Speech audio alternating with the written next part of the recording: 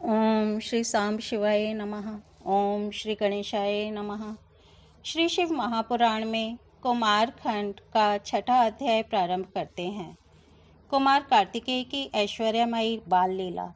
ब्रह्मा जी बोले, हे नारद, वहाँ पर रहकर कार्तिकेय ने अपनी भक्ति देने वाली जो बाल लीला की, उस लीला को आप प्रेम पूर्वक सुनिए। उस समय नारद नामक एक ब्राह्मण जो यज्ञ कर रहा था, कार्तिकेय की शरण में आया। वह प्रसन्न मन ब्राह्मण कार्तिकेय के पास आकर उन्हें प्रणाम करके और सुंदर स्तोत्रों से स्तुति कर अपना अभिप्राय निवेदन करने लगा। ब्राह्मण बोला, हे स्वामिन, आप समस्त ब्रह्मांड के अधिपति हैं, अतः मैं आपकी शरण में आया हूँ। आप मेरा वचन सुनिए और आज मेरा कष्ट दूर कीजिए। मैंने अजमेर यज्ञ करना प्रारंभ किया था, किंतु वह आज अपना बंधन तोड़कर मेरे घर से भाग गया। वह न जाने कहाँ चला गया। मैंने उसे बहुत खोजा, किंतु वह प्राप्त न हो सका। वह बड़ा बलवान है, अतः अब तो मेरा यज्ञ भंग हो जाएगा। हे विभो, आप जैसे स्वामी के रहते मेरे यज्ञ का विनाश किस प्रकार हो सकता है? इसलिए हे अखिलेश्वर, इस प्रकार से विचार कर मेरी कामना पूर्ण कीजिए।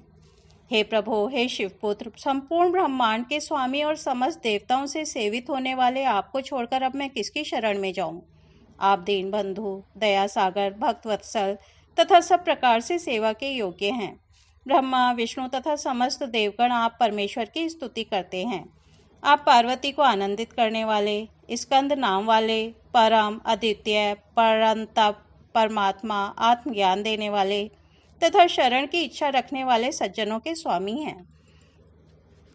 हे दीनानाथ, हे महेश, हे शंकर सुत, हे त्रैलोक्यनाथ, हे प्रभो, हे मायाधीश, हे ब्राह्मण प्रिय, मैं आपकी शरण में आया हूँ, मेरी रक्षा कीजिए। आप सबके स्वामी हैं। ब्रह्मादि सभी देवता आपको प्रणाम कर आपकी स्तुति करते हैं। आप माया से शरीर धारण करने वाले, अपने भक्तों को सुख देने वाले तथा सबकी रक्षा करने वाले तथा माया को वश में रखने वाले हैं।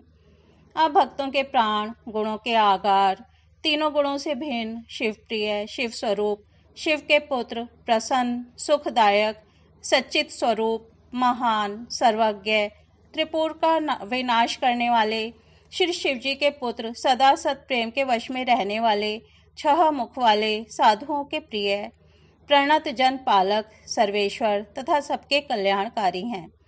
आप साधुओं से द्रोह करने वालों के विनाशक, शिव को गुरु मानने वाले, ब्रह्मांड के अधिपति, सर्व समर्थ और सभी देवताओं से सेवित चरण वाले हैं। हे सेवा प्रिय, मेरी रक्षा कीजिए। हे वैरियों के लिए भयंकर तथा भक्तों का कल्याण करने वाले, लोगों के शरण स्वरूप तथा सुखकारी, आपके चरण कमल में मैं प्रणाम करता हूँ।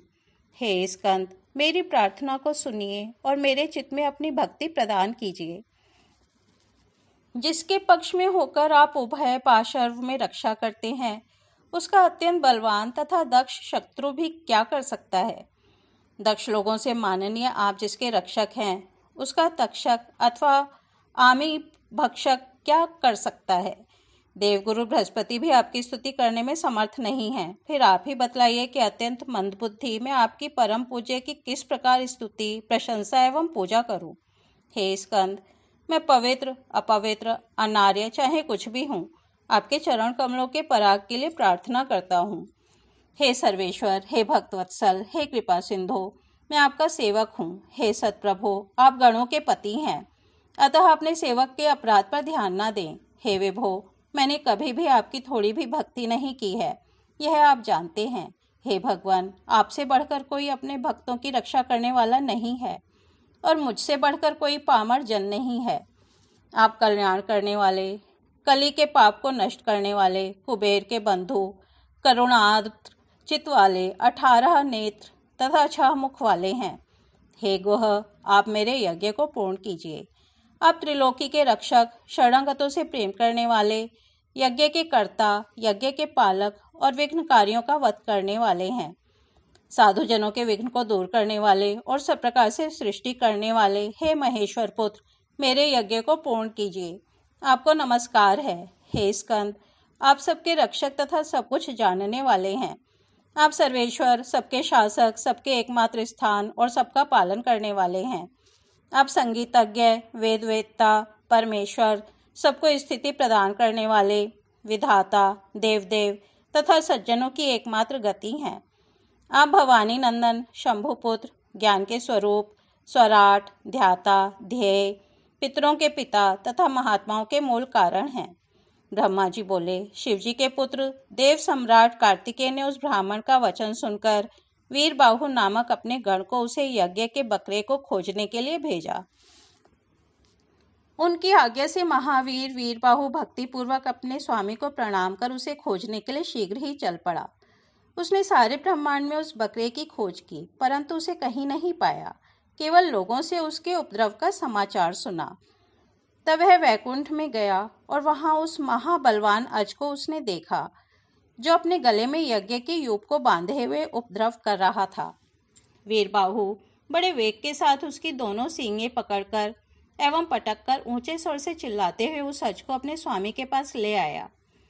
उसको देखते ही सृष्टिकर्ता प्रभु कार्तिकेय समस्त ब्रह्मांड का भार धारण कर उसके ऊपर आरूढ़ हो गए। हे मुने, वह अज बिना विश्राम किए ही क्षण मात्र में सारा ब्रह्मांड घूमकर फिर वहीं आ गया। तब कार्तिकेय उससे उतरकर अपने आसन पर बैठ गए और वह अज वहीं खड़ा रहा। तब वह नारद ब्राह्मण कार्तिकेय से कहने लगा। नारद बोला, हे देव देवेश, आपको प्रणाम है। हे कृपानिधे, अब आप मेरे इस अज को मुझे प्रदान कीजिए, जिससे मैं आनंद पूर्वक यज्ञ करूं। आप मुझसे मित्र भाव रखिए। कार्तिकेय बोले, हे ब्राह्मण, यह अज वध के योग्य नहीं है। हे नारद, अब आप अपने घर जाइए। आपको संपूर्ण यज्ञ मेरी कृपा से पूर्ण हो गया। ब्रह्मा जी बोले, कार्तिकेय के इस वचन को सुनकर प्रसन्नचित वह ब्राह्मण कार्तिकेय को उत्तम आशीर्वाद देकर अपने घर चला गया। इस प्रकार श्री शिव महापुराण के अंतर्गत द्वितीय रुद्र संहिता के चतुर्थ कुमार खंड में कुमार के अद्भुत चरित्र का वर्णन नामक छठा अध्याय पूर्ण हुआ। अब हम सप्तम अध्याय सुनते हैं। तारकासुर से संबद्ध देवासुर संग्राम। ब्रह्मा जी बोले, विभु, कार्तिकेय के इस चरित्र को देखकर विष्णु आदि देवताओं के मन में विश्वास हो गया और वे परम प्रसन्न हो गए। शिवजी के तेज से प्रभावित होकर वे उछलते तथा सिंहनाद करते हुए कुमार को आगे कर तारकासुर का वध करने हेतु चल पड़े। महाबली तारकासुर ने भी देवताओं के उद्योग को सुनकर बड़ी सेना के साथ देवताओं से युद्ध करने के लिए शीघ्र प्रस्थान किया।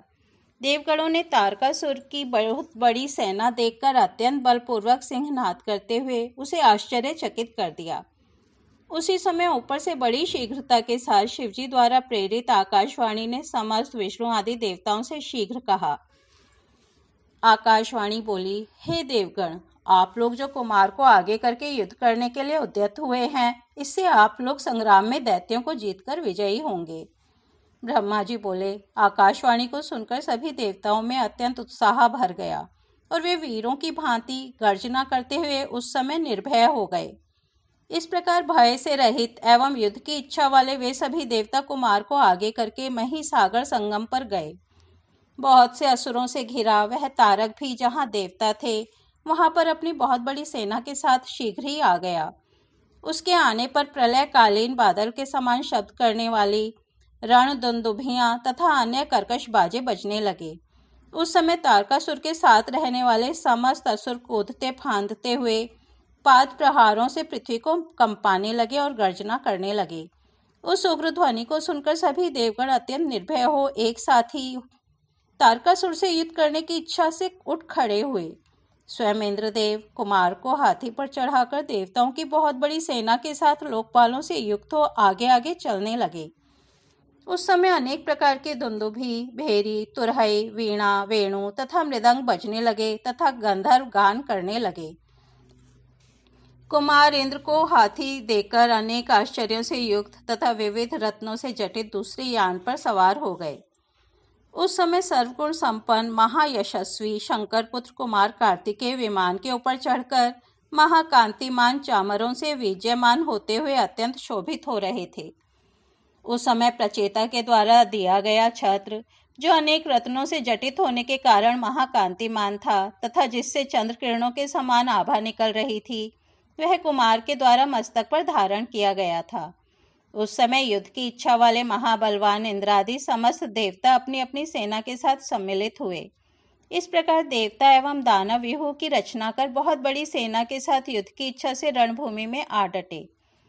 उस समय एक दूसरे को मारने की इच्छा वाली देवताओं तथा दैत्यों की वे दोनों सेनाएं चारणों के द्वारा स्तुति की जाती हुई अत्यंत सुशोभित हो रही थीं। कायरों के लिए भयंकर तथा वीरों के लिए सुखद समुद्र तुल्य उनकी दोनों सेनाएं गरजने लगी। इसी बीच बल से उन्मत्त महावीर दैत्य एवं देवता क्रोध से अधीर हो परस्पर युद्ध करने लगे। उस समय देवों एवं दानवों में महाभयंकर युद्ध आरंभ हो गया और क्षण मात्र में पृथ्वी रुंड मुंडों से व्याप्त हो गई। सैकड़ों तथा हजारों वीर सम्मत योद्धा महाशस्त्रों के प्रहार से छिन्न भिन्न होकर पृथ्वी पर गिरने लगे। युद्ध में अत्यंत कठोर खड्ग से इसके प्रहार से किसी की भुजा छिन्न भिन्न हो गई और किन्हीं मानों वीरों की जांघें कट गईं। गदाओं तथा मुदगरों से कुछ वीरों के सभी अंग विदीर्ण हो गए। भालों से कुछ वीरों की छाती छिद गई और कुछ पाशों से बांध दिए गए। कुछ वीर पीठ पर भाला, रिष्टि एवं अंकुश के प्रहार से घायल हो गए। किन्हीं के सिर कटकर पृथ्वी पर गिर गए। वहां बहुत से कबंध सिर कटे हुए धड़ नाच रहे थे तथा कुछ लोग अपने हाथों में शस्त्र लिए हुए एक दूसरे को ललकार रहे थे। वहां रक्त की सैकड़ों नदियां बह चलीं और सैकड़ों की संख्या में भूत प्रेत वहां आ गए। वहां पर सियार सियारी ने मांस खाने लगीं। गिद्ध, वट, शेन तथा कौवे एवं अनेक मांस भक्षी जानवर युद्ध में गिरे हुए योद्धाओं के मांस का भक्षण करने लगे। इसी बीच महाबली तारकासुर बहुत बड़ी सेना के साथ देवताओं से युद्ध करने के लिए वहां शीघ्र आ पहुंचा। युद्ध में दुर्मद तारकासुर को युद्ध करने के लिए आता हुआ देखकर इंद्र आदि देवता भी शीघ्र ही वहां पहुंच गए। उस समय दोनों सेनाओं में घोर गर्जना होने लगी।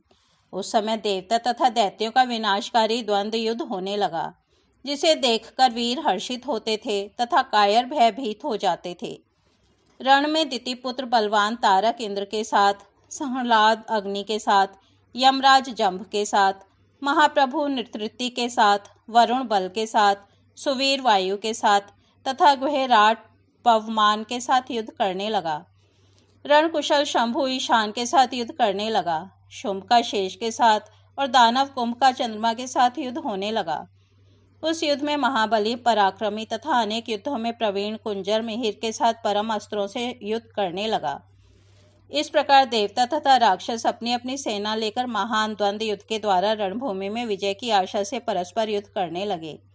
हे मुने, महाबली वे दैत्य तथा देवता उस देवासुर संग्राम में परस्पर स्पर्धा करते हुए एक दूसरे के लिए दुर्जय हो गए। विजय की इच्छा रखने वाले उन देवगणों तथा दानवों का घनघोर युद्ध छिड़ गया, जो मनस्वी वीरों के लिए सुखदायक तथा कायरों के लिए भयदायक था। युद्ध में घायल हुए अनेक देवता तथा दानवों के गिरने से वह रणभूमि अत्यंत भयानक हो उठी। उस समय वह कायरों के लिए अगम्य एवं भयंकर हो गई और मनस्वियों को प्रसन्न करने वाली हुई। इस प्रकार श्री शिव महापुराण के अंतर्गत द्वितीय रुद्र संहिता के चतुर्थ कुमार खंड में युद्ध प्रारंभ वर्णन नामक 7वां अध्याय पूर्ण हुआ। कल हम 8वां अध्याय सुनेंगे। तब तक यही विराम देते हैं। ओम नमः शिवाय।